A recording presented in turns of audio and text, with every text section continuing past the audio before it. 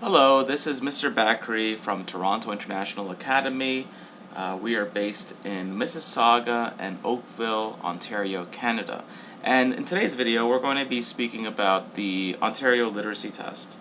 So the Ontario Literacy Test is a mandatory reading and writing test which is taken by all Ontario students in grade 10, granted if they are here in grade 10. If it is an international student that comes after, then they can write it when they arrive in grade 11 or grade 12. Each student has up to 2 attempts at writing the Ontario Literacy Test, and it is a requirement to pass the test before completing high school. And a passing grade on this test is 75%. Okay, so you need to pass this test. If someone writes the test twice and fails it, then they must take the Ontario Literacy course. But it isn't a very hard test, so today we're actually going to be going over the sample of the Ontario Secondary School Literacy Test, also called the OSSLT. So we're actually on the EQAO website. The EQAO website is the Education Quality and Accountability Office, and this website has samples of the questions, of the answers, of the EQAO test, which is taken in grade 10. That's the literacy test that we're going to be speaking about today. There's the grade 9 EQAO math test, which is another standardized test that all Ontario students must take. There's also grade 3 and grade 6, both math and reading, as well as writing. So we're actually going to jump right into the sample. So I just scroll down over here. This is the part of the website, that deals with, so I went from home to the assessments to Ontario Secondary School Literacy Test to examples of the assessments. This is eqao.com, so www.eqao.com/en/assessments/OSSLT. Okay, so if we scroll down over here, we see examples, and under examples we're going to go into the question booklet. Now you might have noticed here that we actually have a few different years. The EQAO website is generous enough to provide the sample from this year, the sample from last year, the sample from the year before, etc., etc.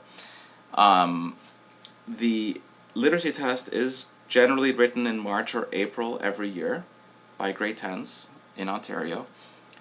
So after that point, usually the grades are given back by June.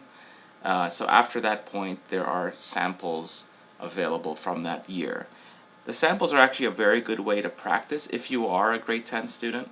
So if you're worried about the literacy test, if you're going to write it this year or next year, then this is the video for you. And you can definitely go on the website yourself and check out the assessment for examples. Now they do change the test every year, of course, but the general layout of the test stays the same. So the question booklet will look something like this. On the OSSLT, they'll give you 2 booklets, a question booklet and an answer booklet. And this is a PDF of the 2019 question booklet, so this was the test that was written this year. In order to pass the literacy test, you need to achieve a 75%. So it's not like a typical Ontario test where 50% is the pass rate. You need 75% for this test. If you fail the test the first time, you have to write it a second time. If you fail the second time, then you have to take the Ontario Literacy course. So this first section, they're expecting you to write 3 paragraphs expressing an opinion on the topic below. Generally, a paragraph is going to have 5 to 7 sentences, and they're going to be marking for your grammar, your sentence structure, your use of punctuation like commas, commas, periods, and they're going to be looking for the substance of your argument as well, the details, the facts, etc. So, do people depend too much on technology? Okay, so they're looking for 3 paragraphs, so you're going to say yes or no, and you're going to give 3 arguments or 3 examples, very similar to an essay. The next section deals with multiple choice. Okay, these are actually quite tricky. I do suggest that you go over each question, spend at least a minute on each question, go over the answers multiple times, because they aren't very easy. Even someone like myself, you know, who's a teacher, I have to sometimes go over it more than once just to make sure that my answer is correct. Okay, they do mark for reading comprehension, so this is an example of a reading, generally 1 page. Do keep in mind that they have the paragraph numbers on the side. That will become important once you start answering questions. Oh, sorry, this one is 2 pages actually. So yeah, you have paragraph 1, 2, 3, 4, 5, 6, 7, and similarly they may ask you specific questions on the paragraph. So in this question, number 6 over here, they're asking you a question about paragraph 5. Okay. Similarly, here's another reading. This one is shorter, and they ask you questions to make sure that you understand the reading and that you're able to think about it. And in this example, or in this set of questions, you actually have some open response questions as well. So again, they're going to be looking for your writing skills, your full sentences, your grammar, your spelling, okay, your use of punctuation. Okay, and then they usually have some kind of graphic. So this is an example of a graphic. They want you to read the bar graphs over here, the pie graph over here, as well as the other details on this page, the facts, and similarly they have multiple choice questions based on those. Okay, so again, read over your answers very carefully, and you can see how these are generally graded over here. So this section, if you go to scoring guides and sample student responses, this is good for both students and teachers to look at. This actually gives samples for student answers. Oh, okay, this one can't be found. Maybe we'll go to a different year to see what that would look like. This is the 2019 version, so I'm sure they just put it up. Okay, here we go. Scoring rubrics and samples. Yep.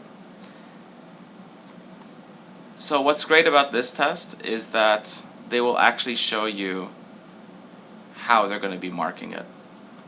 Okay, so code 60 is the highest mark that you can get.